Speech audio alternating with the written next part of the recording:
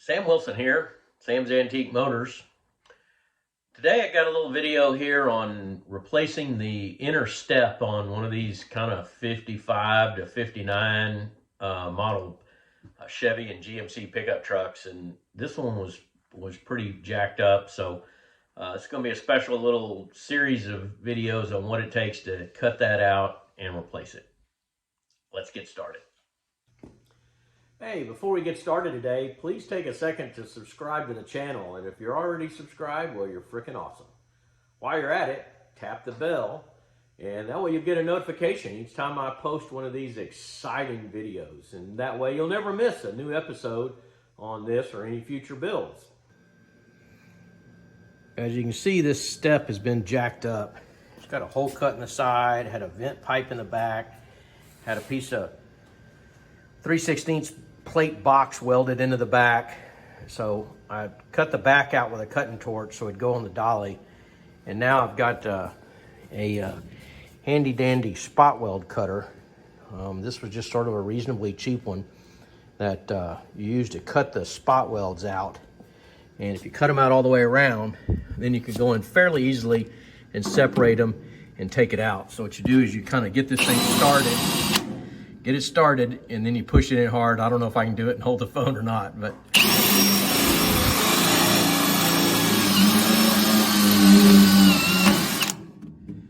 you don't have to go all the way through, but sometimes you do. So I'm gonna go around the edges of this thing and cut all these spot welds out, and then work on taking this step out.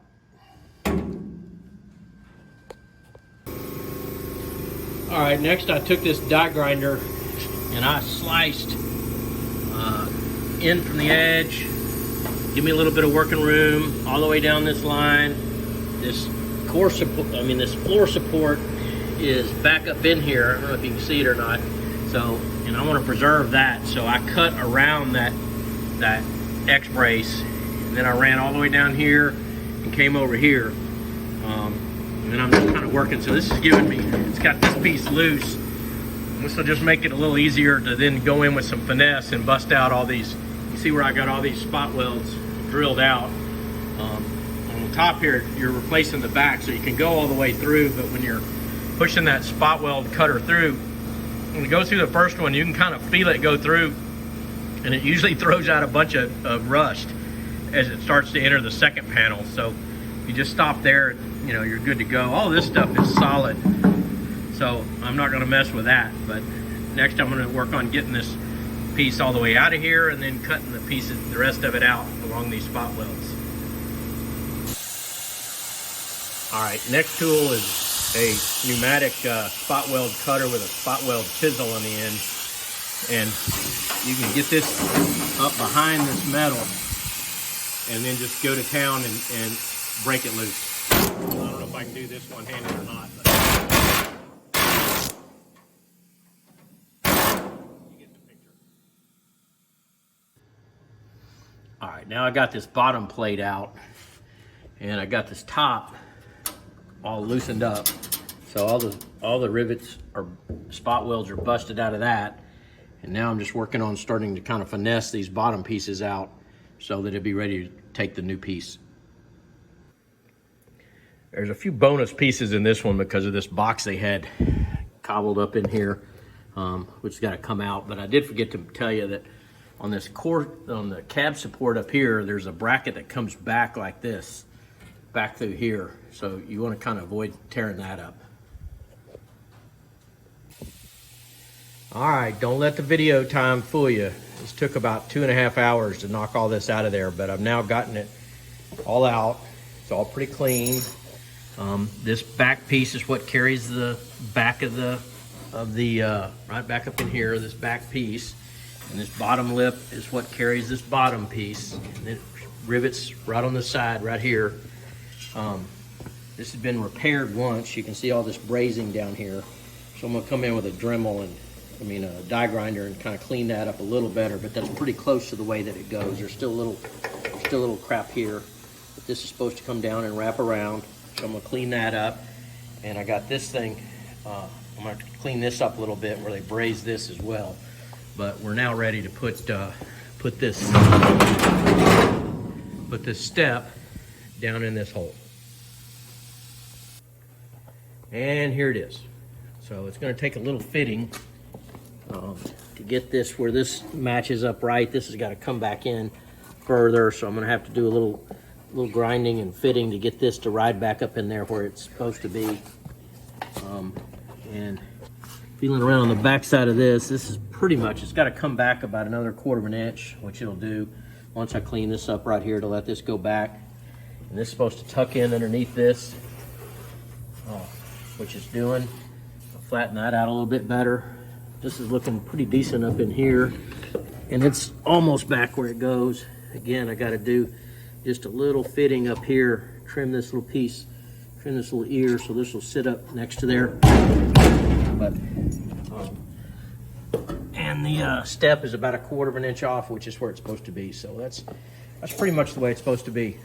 So took a couple hours to get this notched out. It's going to take another hour to fit it, and then what I'll do is just come back in and spot in all these little welds, which takes kind of a little bit of time because you got to heat them a little, do a couple and move down a couple and fill and let cool.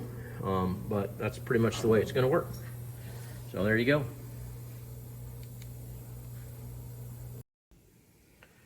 Well, to finish up this step, it's a couple of weeks later, I got this cab flipped up. I spot welded this bracket. I got the thing all fitted where it goes, and then I marked where this bracket goes, and I spot welded it onto the back of this step. And then I pushed it up in here and I welded it with a couple little holes and spots in there that I'll grind off smooth. And then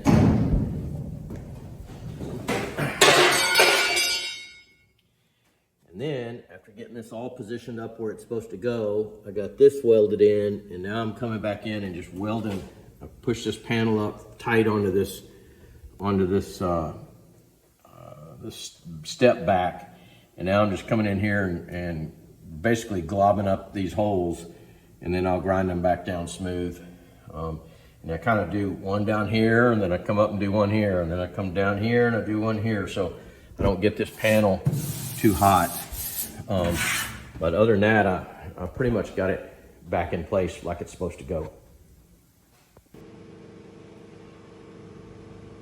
And to close this out, I now have this thing spotted in here. The door's hung. Get it all primed up with some high build primer.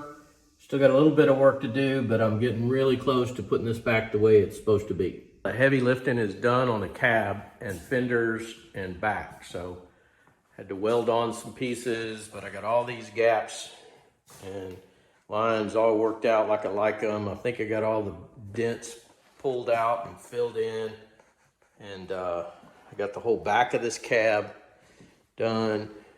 I'm gonna do one more kind of final sand with 320, but I think I got it pretty close. Got all these gaps where they look about right. All the panels are flat. Got all these gaps looking about right. So heavy lifting is finished on the bodywork.